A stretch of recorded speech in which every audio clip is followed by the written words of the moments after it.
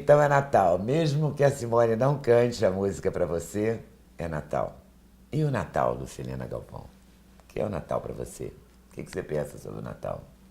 Eu penso sobre a palavra em si. Filósofos têm uma mania chata de questionar o conteúdo de todas as palavras, etimologia. Natal é nascimento. É lógico que existe um ser muito especial que dentro da tradição cristã veio ao mundo, mas eu acredito que ele queria simbolizar com isso também uma possibilidade de nascimento individual dentro de cada ser humano. Parece que a natureza cria as condições ideais para isso, para que algo nasça em nós. Se você olhar os símbolos do Natal, todos eles estão voltados para isso. Por exemplo, uma vela de Natal, que originalmente no passado era o presente que se dava, era uma vela. Um círio, uma vela. Ela é uma representação de um ser que se sacrifica para dar luz. Ou seja, algo nasce nele, enquanto algo morre. A cera se derrete, mas ele gera luz. De uma certa maneira, o ser humano é muito parecido com essa vela. Você sabe, Leda, que eu moro em Brasília e lá é um local muito seco. Uma vela, às vezes, a gente não acende porque acha ela bonitinha e ela resseca a parafina e esfarela toda. Ou seja, ela morre sem ter nascido como vela, sem ter cumprido a sua função no mundo, que é dar luz. O homem, de qualquer maneira, vai morrer, mas ele pode morrer sem ter nascido como homem, sem cumprir a sua função, que também é dar luz. Então, de uma certa maneira, algo de luminoso nasce dentro do ser humano. A natureza monta o berço, né? Monta a manjedoura, cria as condições. A celebração, o rito é um intervalo no tempo, é um hiato no tempo, para que a gente faça conexão com a nossa essência, com o plano das ideias, com aquilo que se espera de nós como seres humanos. Para que algo de luz desça ao mundo. É um pouco do simbolismo da estrela de Belém, né? Rompe-se um pouco a comunicação entre o plano das ideias e o plano concreto e se faz uma ponte. O homem, nesse momento, é uma ponte entre o espírito e a matéria. Nasce algo de luminoso e ele é capaz de renovar o mundo, o seu mundo, o novo ciclo de vida. Então, Natal é nascimento. Se não nasce nada em nós no Natal, ele vira uma data comemorativa um pouco, digamos, vazia. Apenas comercial, né? Não só comercial, mas também de uma série de símbolos mudos. Os símbolos, todos eles querem nos dizer alguma coisa. Nós saímos repetindo por inércia. Você já deve ter ouvido falar daquela história da esposa que sempre cortava os bicos do pão e servia para o esposo. Anos a fio.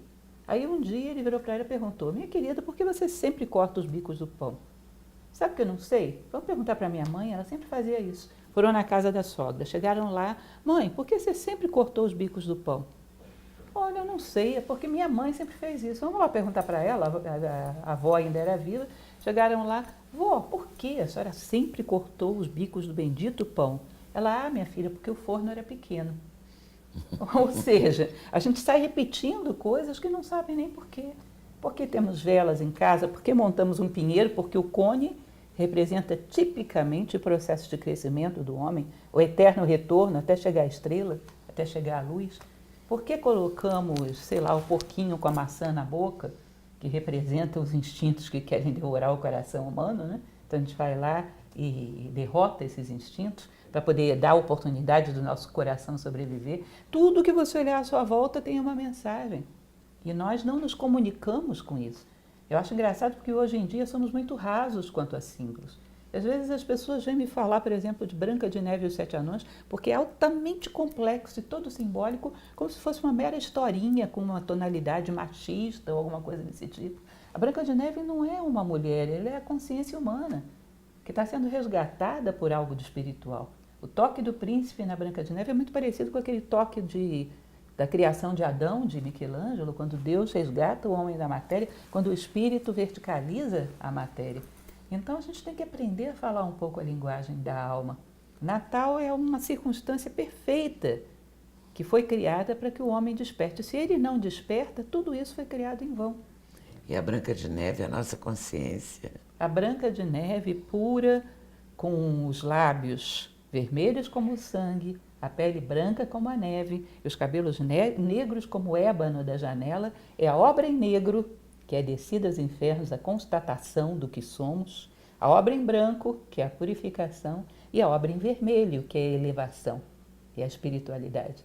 A Branca de Neve está toda marcada por símbolos alquímicos, inclusive a famosa maçã, que sempre está associada ao coração. Então você percebe que a vida é simbólica. Por exemplo, quando você entra numa fila e a sua fila não anda, no mercado, no trânsito, aí você muda de fila, aquela que você estava começa a andar, que você entra e não anda mais, você tem que parar e perguntar, o que a vida está querendo me dizer com isso? Será que eu não sou um pouco impaciente demais? Será que eu não tenho que controlar a ansiedade? A vida é simbólica, porque não somos acostumados a dialogar com a nossa própria vida. Os símbolos antigos para nós não têm nenhum sentido, são historinha para a criança dormir. O Natal virou só decoração, ornamento. Não, tudo tem uma representação, tudo tem uma mensagem. Quando nós decoramos a nossa casa no Natal, criamos um berço perfeito para que algo nasça. Agora nós temos que fazer que nasça. Que nasça uma consciência mais elevada dentro de nós. O que precisa é pensar, né? Pensar em tudo. Você está querendo dizer que a gente tem que parar de viver só na velocidade? Atropelando tudo, que a gente está vivendo assim, né? A gente passa mensagem, a gente olha no telefone, a gente quer passar batom e dirigir, a gente quer tudo ao mesmo tempo agora, num ritmo muito acelerado, e a gente tem muita dificuldade de olhar para dentro da gente. Momentos de vida interior, e uma coisa que ajuda bastante, Lida, é pensar grande no tempo. Porque quando nós pensamos na nossa vida como um todo, essas pequenas coisas, essas ninharias, se tornam insignificantes. Aí fica importante se eu superei aquele problema de convivência, se eu superei aquela instabilidade emocional, se eu fui um referencial de apoio, de consolo para as pessoas à minha volta que estão sofrendo. Começa a valer o que é real. A morte é um contraste que gera consciência. Por isso muita gente pegou a morte como conselheira. Marco Aurélio falava sobre isso. Se eu fosse morrer amanhã, o que eu estaria fazendo hoje? Ou seja, ela dá um toque definitivo às coisas que fazemos. E, de uma certa maneira, a vida está cheia de mortes e renascimentos.